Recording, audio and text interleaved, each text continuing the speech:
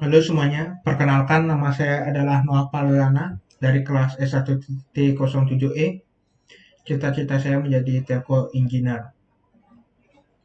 Pada kuliah praktikum pemrograman lanjut kali ini di pada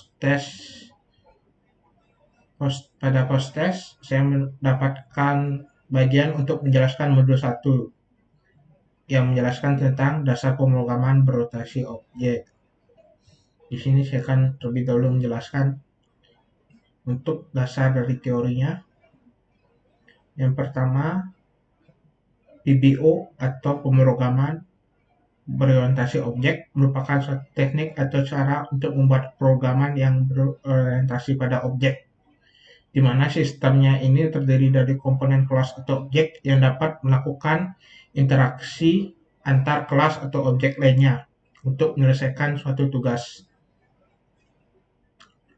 Nah, ini adalah salah satu contoh pemrograman berbasis objek yang sederhana, di mana ada kelas dan ada program utamanya, di mana kelasnya bernama kelas X dengan dua keyword ya, keyword private dan keyword public, di mana keyword private yang digunakan untuk mendeklarasikan uh, tipe data, member data, dan untuk kelas public untuk deklarasikan member fungsi. Lalu pada program utama itu kelasnya itu mendefinisikan dua objek P1 dan P2, di mana P1 memanggil member fungsi B dan P2 memanggil member data A. Kenapa ini error? Karena pada member data pada private itu tidak bisa diturunkan atau diakses pada pemrograman utama ataupun pemrograman lainnya atau kelas lainnya gitu. Di sini untuk mendefinisikan kelas dan isinya itu untuk keywordnya itu ada 3 ya. Yang pertama private, di mana dia itu hanya bisa diakses pada kelas itu sendiri. Dan yang kedua protected, bisa diakses kelas lain tapi tidak bisa diakses pada pemrograman utama. Yang terakhir itu ada public, di mana member data itu bisa diakses keseluruhan, mau antar kelas ataupun programan ke program utamanya. Setelah mendefinisikan objek dan pemanggilan member fungsi dan data. Nah, untuk mendefinisikan objek itu yang pertama itu kita menggunakan nama kelas, lalu mendefinisikan nama objeknya seperti ini contoh P1 dan P2. Ya. Ini ya untuk cara mendefinisikan objek pada kelas. Nama kelas, spasi, nama objek. Lalu untuk memanggil member fungsi atau member data, yang pertama itu nama objek, titik, nama fungsi atau nama data yang ingin dipanggil. Member fungsi atau member data yang ingin dipanggil. Nah, selanjutnya itu ada akses data melalui member fungsi.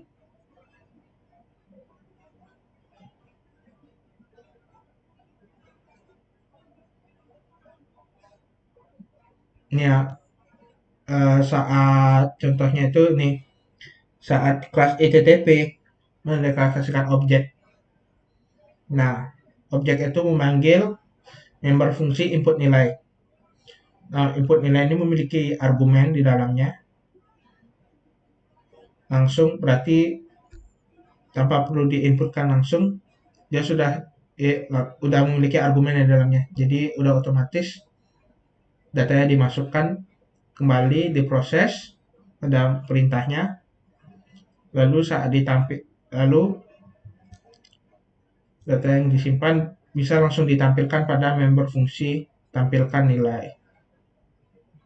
Jadi itu untuk akses data melalui member fungsi. Selanjutnya ada konstruktor, sebenarnya ini sama dengan member fungsi, tapi konstruktor ini tanpa diinisialisasi. Jadi dia di saat setiap uh, setiap objek diinisialisasi atau didefinisikan, maka konstruktor akan otomatis bekerja. Ini contohnya, saat ITTP kelas ITTP mendefinisikan objek S1, maka konstruktor otomatis bekerja, konstruktornya. Untuk membuat konstruktor itu dengan format seperti ini ya. Nama konstruktor itu namanya itu sama dengan nama kelasnya.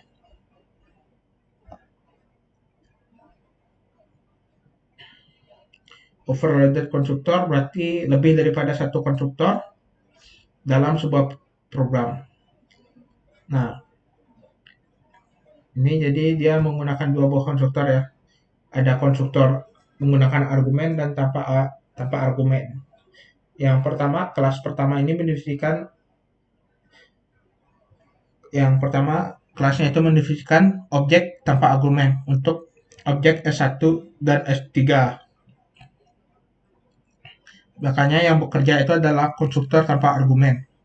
Sedangkan kelas yang mendeklarasikan objek S2 memiliki argumen di dalamnya. Sehingga konstruktor yang bekerja itu adalah konstruktor yang memiliki argumen. Seperti itu. Selanjutnya, fungsi yang didefinisikan di luar kelas. Sebelumnya, fungsi itu kan yang kalau di atas tuh didefinisikannya di dalam kelas. Ternyata dia juga bisa didefinisikan di luar kelas. Dengan cara yang pertama, deklarasi fungsi display pada dalam kelas, lalu di definisinya itu di luar kelas. Nah, dengan perintah di dalam member fungsinya. Tapi untuk pemanggilannya sama aja sih dengan fungsi yang di dalam kelas. Nah, ada objek sebagai argumen. Ini objek sebagai argumen.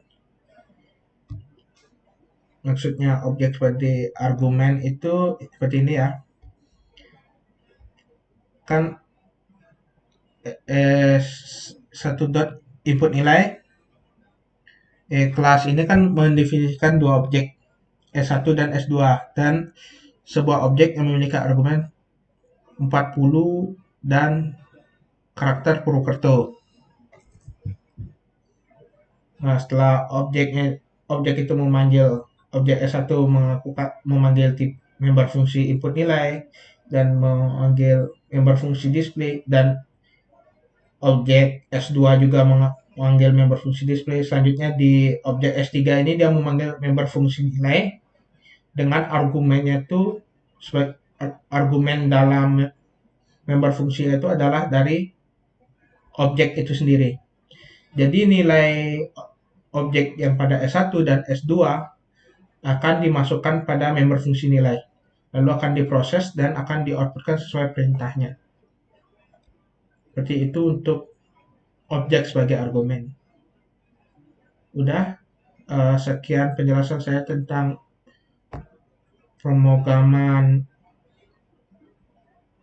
dasar pemrograman berbasis objek. Selanjutnya saya akan masuk pada pemrograman. Tapi terlebih dahulu saya akan menjelaskan untuk flowchart-nya.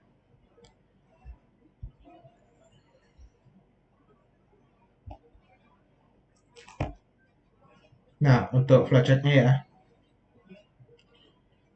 Program dimulai start, lalu dia mendefinisikan kelasnya itu kelas Noah mendefinisikan objek 1. Karena dia mendefinisikan sebuah objek, otomatis untuk konstruktornya akan langsung bekerja karena saya menggunakan konstruktor dalamnya, lalu menggunakan perintahnya yang dalam konstruktor. Setelah konstruktor bekerja, lalu masuk ke dalam objek memanggil getData, objek 1 memanggil getData. Setelah objek 1 memanggil getData, dia memasukkan perintah input prefix, di mana prefixnya akan masuk ke model percabangan if else.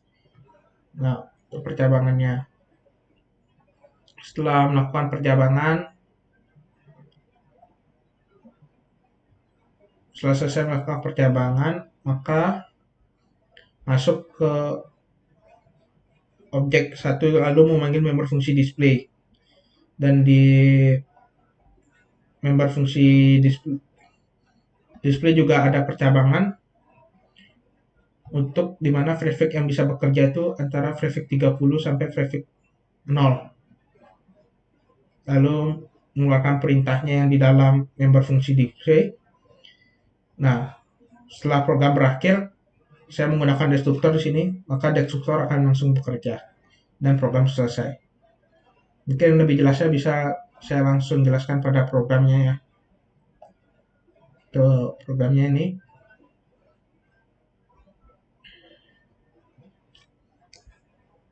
int main kelas Noah mendefinisikan objek.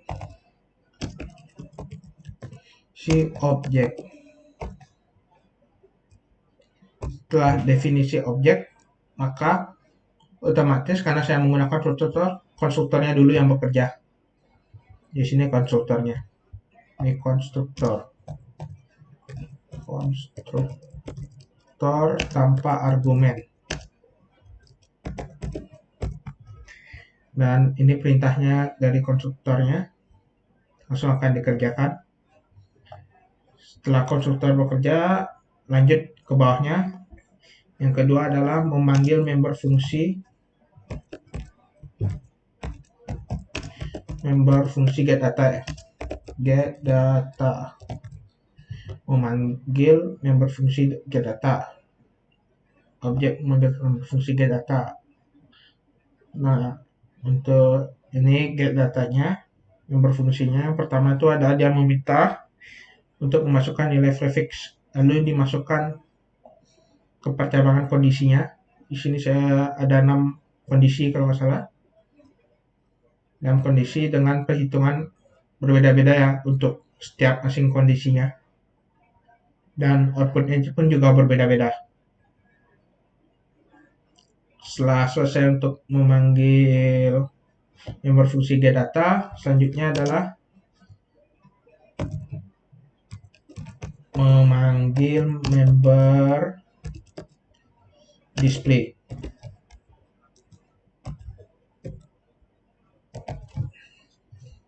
Memanggil member display. Di sini saya member display-nya itu menggunakan member display yang didefinisikan luar kelas. Caranya itu yang pertama itu kita deklarasikan dulu ya member fungsinya itu yang di dalam kelas dulu sebelum kita mendefinisikannya di luar kelas. Ini. Lalu kita definisi di sini. Setelah dipanggil masuk di sini ada percabangan if ya. Percabangan if di prefix kurang 30 prefix besar sama dengan 1, maka perintahnya ini akan bekerja di luar dari prefix itu yang diinputkan, maka perintahnya tidak akan bekerja.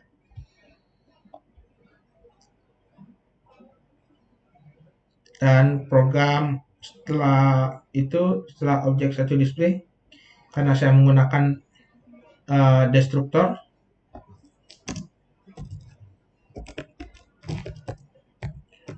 maka destruktornya akan bekerja. Menambahkan perintah seperti ini. Coba kita langsung buat aja programnya.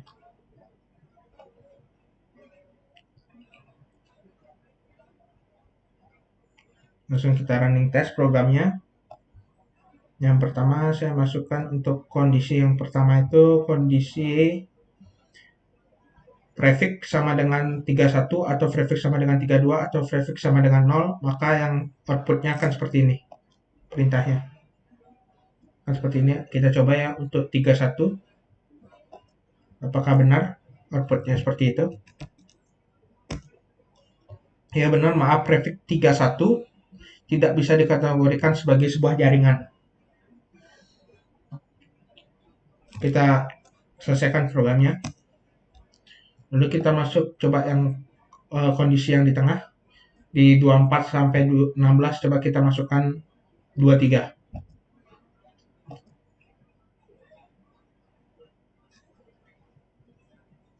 Nah, 23 ya. Nah,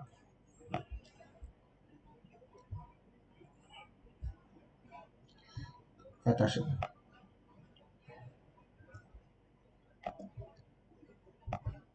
Nah, untuk yang prefix 23 itu maka subnet mask dari traffic 23 adalah 255.255.254.0. Dan untuk yang ini nih, dia bekerjanya pada gini.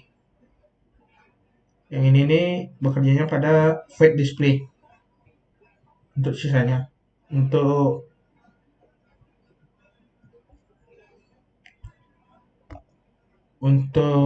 ring network 512 IP, untuk jumlah hostnya itu ada 510.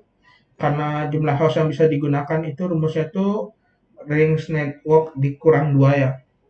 Karena digunakan satu untuk network address dan yang lagi satu untuk broadcast address. Dan untuk jumlah ringnya itu 128.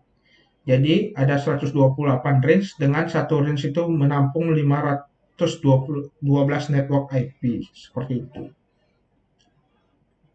Nah, kenapa ada output di dalam kondisi get data dan display itu karena yang output pada yang ini nih, output pada get get data itu tidak bisa digeneralisasi karena setiap kondisi itu berbeda. Tidak bisa digeneralisasi di void display.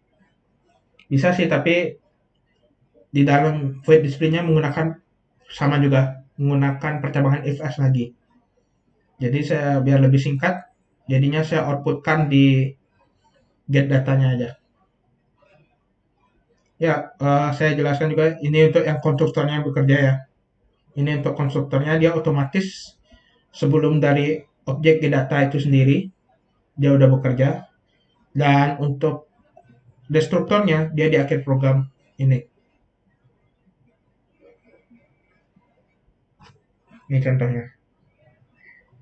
Contoh lagi coba saya buat ya satu objek lagi.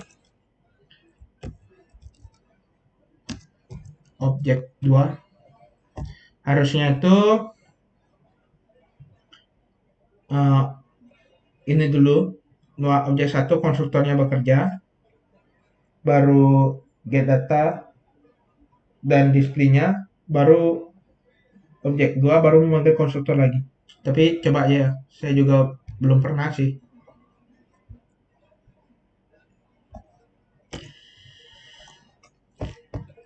Gimana hasilnya?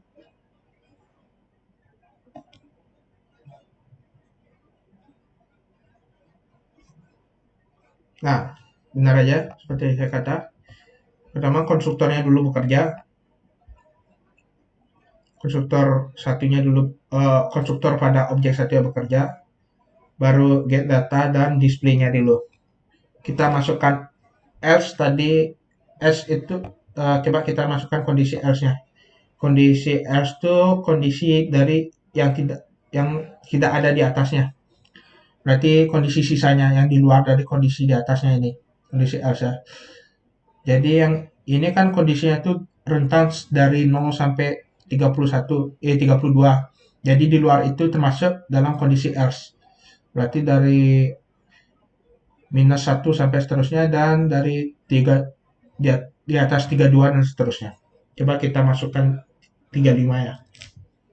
Apa yang akan terjadi?